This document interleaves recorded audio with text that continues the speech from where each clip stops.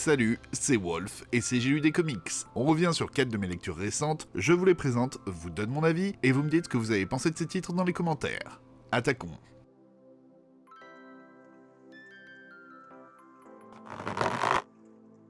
Wolverine, la longue nuit. En Alaska, 2 agents enquêtent sur une série de morts mystérieuses. Cette énigme va les conduire à croiser le chemin d'une secte sinistre et de Wolverine.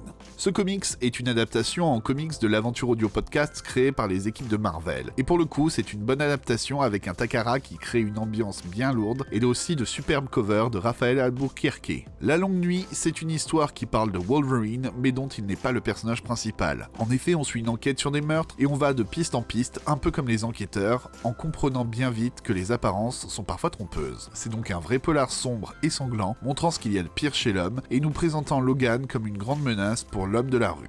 C'est un peu compliqué de savoir dans quelle temporalité de Logan tout se passe, et même si c'est bien dans l'univers 616. Il y a peu de chance, je pense. Mais ça ne gâche rien à l'histoire. La version papier est peut-être un peu moins bonne que la version podcast, que je recommande vraiment. Richard Armitage en Wolverine à l'audio, ça vaut le détour.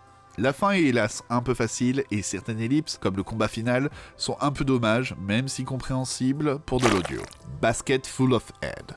June Branch mène une vie des plus tranquilles, jusqu'au jour où 4 criminels parviennent à s'évader de prison et à enlever son petit ami, Liam. Pour leur échapper, June n'a d'autre choix que de se munir d'une arme étrange, une hache viking du 8e siècle. Mais celle-ci est dotée de propriétés bien singulières. À même de décapiter un homme, elle laisse cependant les têtes fendues conscientes. Pour sauver Liam, June n'a qu'une seule solution, garder la tête, ou plutôt tout un panier de têtes, froide. L'horreur a su se faire une place importante dans l'histoire des comics, et c'est agréable de voir DC se relancer dans ce genre avec nul autre que Joe Hill à sa tête, soit le scénariste de Lock and Key et le fils de Stephen King. Basket Full of Head, c'est surtout une très bonne ambiance années 80 dans le Maine, avec ce qu'il faut de tempêtes, de lieux reculés et de menaces tangibles. Le tout avec un aspect surnaturel assez étonnant, puisque la hache de notre héroïne décapite, mais ne tue pas, transformant notre personnage à la fois en une espèce de boogeyman de film d'horreur, mais aussi de petit chaperon rouge un petit peu spécial. Tout ce comics est un thriller qui joue sur le concept du grotesque, allant jusqu'à son dénouement qui l'est tout autant. Et visuellement, le tout est très travaillé, avec pas mal de détails sur le ressenti des personnages, principalement véhiculés par leurs expressions faciales. Même si on a cru à un moment que la gamme était abandonnée, on peut se réjouir puisqu'une suite existe pour le moment en cours de parution en VO. Archie vs Sharknado. Qu'est-ce qui se passerait si les requins de Sharknado arrivaient à Riverdale ?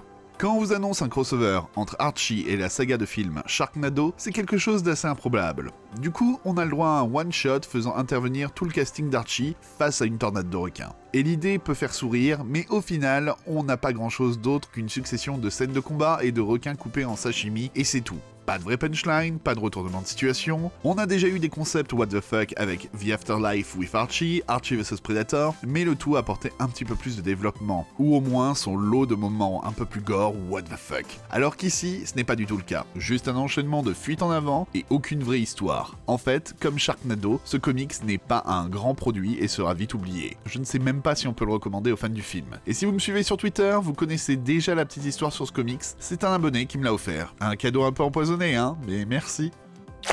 Silent Dragon, Tokyo, 2063. La ville a évolué en une gigantesque mégalopole technopunk. Renjiro est le conseiller et stratège du plus grand criminel japonais, le seigneur de guerre Yakuza Hideaki. Sous sa direction, le clan du Dragon Noir a pris le contrôle des quartiers malfamés de Honshu en éliminant avec force et cruauté tous les opposants. Mais Hideaki a d'autres ambitions que de régner sur la pègre. Il projette de renverser le gouvernement lui-même. Sa soif de pouvoir est telle qu'il imagine pouvoir défaire la junte ultranationaliste et surarmée qui protège le pouvoir en place. Rien ne semble pouvoir l'arrêter. Pris entre deux feux, Renjiro va devenir le pion d'une guerre sans merci lorsqu'Hideaki lui demande de s'infiltrer chez l'ennemi. Entre son honneur de guerrier et la puissance du groupe d'élite militaire, il comprend que sa rédemption va dépendre de sa capacité à jouer double jeu. Pourra-t-il mettre ses principes de côté jusqu'au bout et faire émerger le statu quo ? Qu'est-ce qui m'a attiré tout de suite dans ce comics ? C'est Lenil Franciscu qui est ici de retour avec un très haut niveau proposant des designs très recherchés dignes de son travail sur Wolverine ou les X-Men, à toute ma jeunesse. En plus, côté scénario, on retrouve un autre artiste all-star, Andy Diggle, même si on n'est pas du niveau de son Green Arrow Year One, dont je vous avais déjà parlé en vidéo. Dans Silent Dragon, on vous présente un univers japonais au mélange entre Ghost in the Shell et Robocop.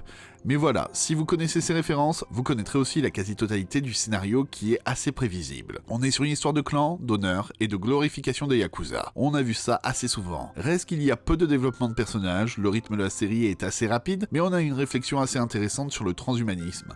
Qu'est-ce que c'est qu'être humain? Sommes-nous juste notre corps? Mais là aussi, le tout est déjà un petit peu vu si on connaît des références comme Deus Ex par exemple.